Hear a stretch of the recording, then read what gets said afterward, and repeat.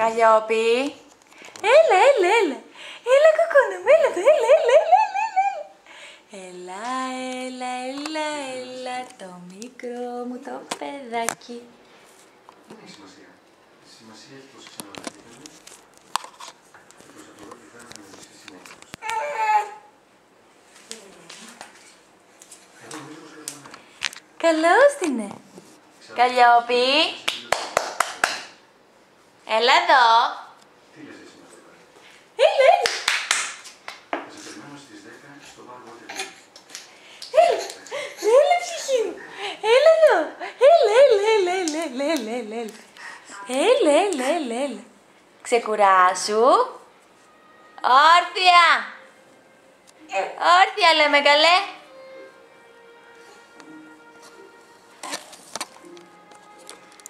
Έλα εδώ.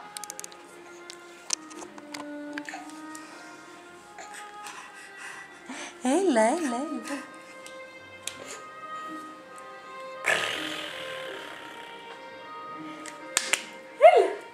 Έλα ψυχή μου εσύ, έλα.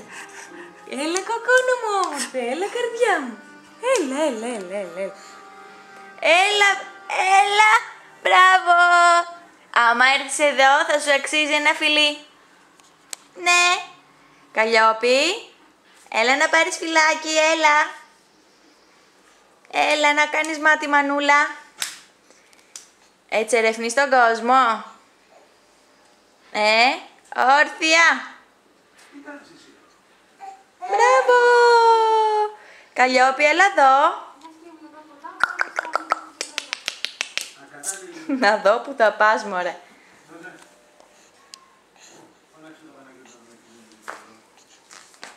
Έλα.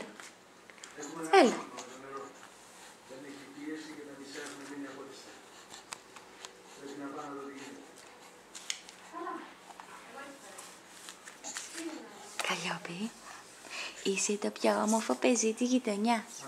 Το πιο όμορφο παιδί της γειτονιάς λέμε. Έλα, ανέβα. Άιντε δε.